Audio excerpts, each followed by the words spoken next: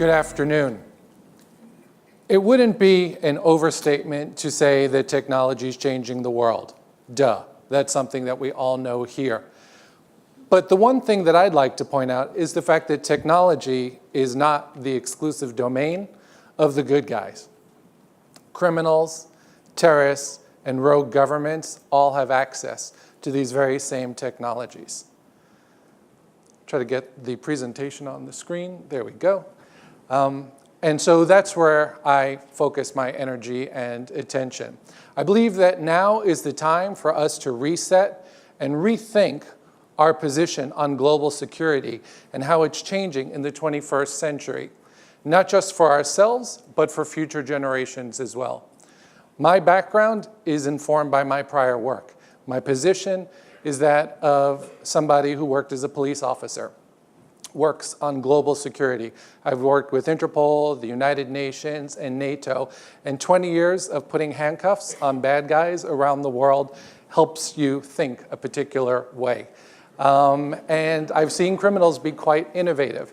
In the early days, I noticed that criminals were entrepreneurs. But today, thanks to technology, we're seeing a paradigm shift in crime.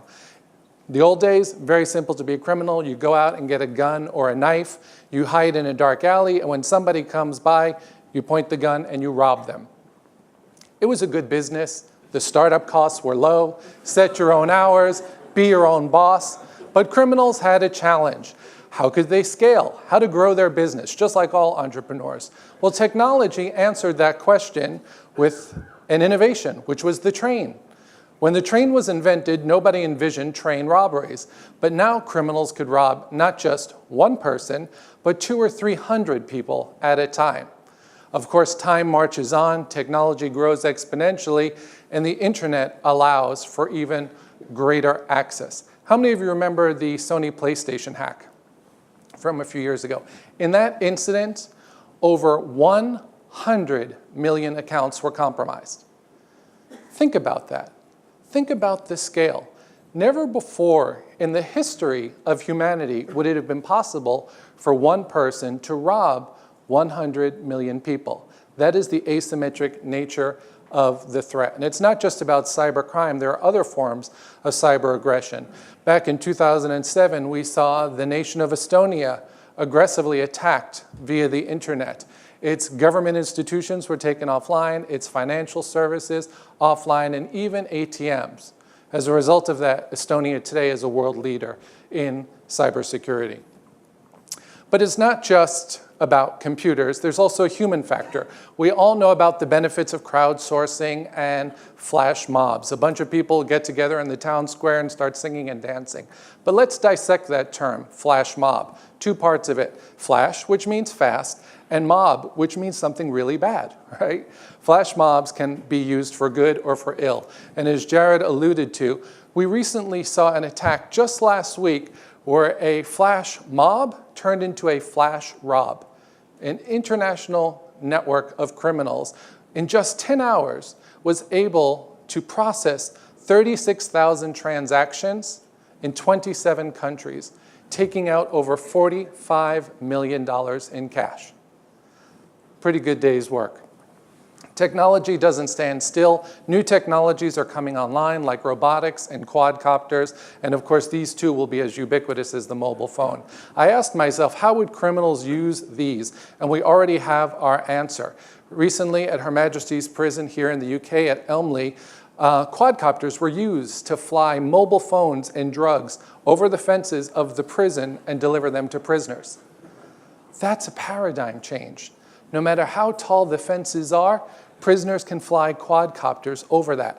That's going to take some changing, okay, of our thoughts. Other technologies, such as 3D printing, are allowing for the printing of 3D weapons. Okay, it doesn't matter if you have arms control in the UK. If you have a 3D printer, you can print the gun here. And DefCAD has something called the Wiki Weapon Project, whose goal it is to make it possible for anybody to print a gun at home. Of course, as 3D printers get bigger, you'll be able to print bigger and bigger weapons. So in a world that is connected by technology and increasingly borderless, if you have one of these devices, Our old global security paradigms don't work. Guns, guards, borders, blockades, embargoes. It doesn't make a difference in this new world. And the internet is moving forward very quickly. Metaphorically, today our internet is about the size of a golf ball. But as we transition from Internet Protocol version 4 to 6, we will go to an internet that is the size of the sun. 78 octillion possible connections, which means we'll be entering the time of the Internet of Things. Cars will be connected to the internet, and some already are. These cars will be hackable. And even implantable medical devices like pacemakers, cochlear implants, and diabetic pumps are connected to the net. There are 60,000 pacemakers in the United States that have an IP address and are connected to the internet. That means they can be hacked remotely. And a shock can be given to a heart when it's not needed. That means for the first time ever, the human body itself is subject to cyber attack. And those numbers will only grow. Up until this point, I've been talking about computer attacks, ones and zeros, and silicon. But the fact of the matter is, other operating systems can be hacked, like DNA, the original operating system of life. We used to just be able to read DNA, but now we can code in it, we can write. And when you can do that, you can do amazing things for good, like create personalized cancer treatment.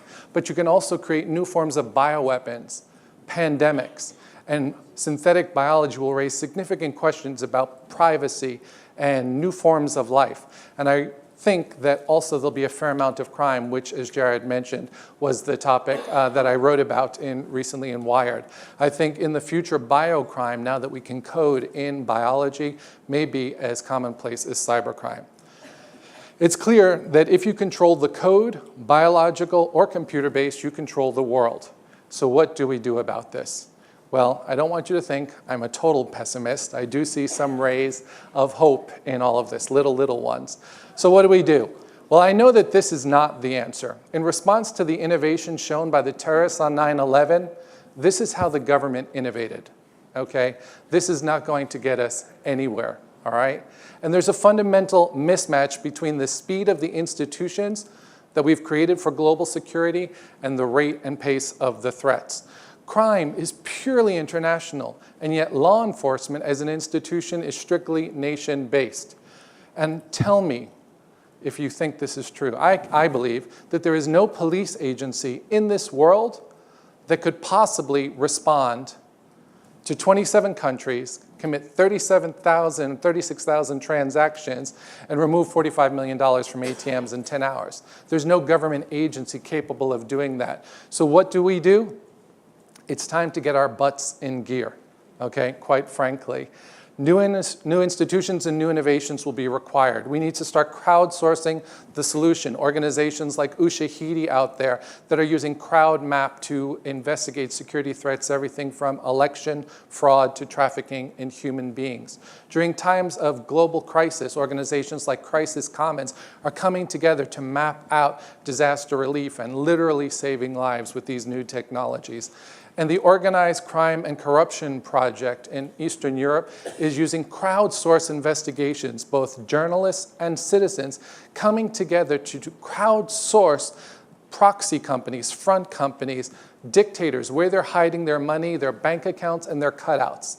This is the type of new institution that we need. And while we have a World Health Organization for real-world viruses, we don't have one yet for cyber viruses. And we need to create that institution, something that can respond not just from a law enforcement perspective, but from a public health perspective, because this technology is and will affecting our public health. In 1829, Sir Robert Peel created the first professional police force, the London Metropolitan Police. That was over 200 years ago. Professional police meant that we're in charge and you people stand back while we take control of things. I think 200 years later, it may be time to rethink that model.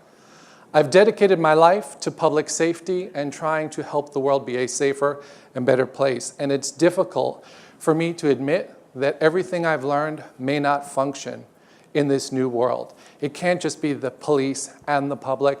It needs to be the public as the police, working together to crowdsource our own common global security. We need more collaborative forms of law enforcement because robotics, artificial intelligence, nanotechnology, synthetic biology all proceed at Moore's law pace, doubling every 18 months in speed and price performance. Public policy and law does not follow Moore's law, as you may have noticed. And so we need to come up with better solutions. In our ever more connected world, we need to rethink our approach to our common global security. We need to have massive foresight in a world that's so connected, 78 octillion devices on the net. Our threat surface area is expanding massively, and now is the time to mitigate against those threats. We need new forms of collaborative governance, and I think Google Zeitgeist is a great place to start that conversation. Thank you so much.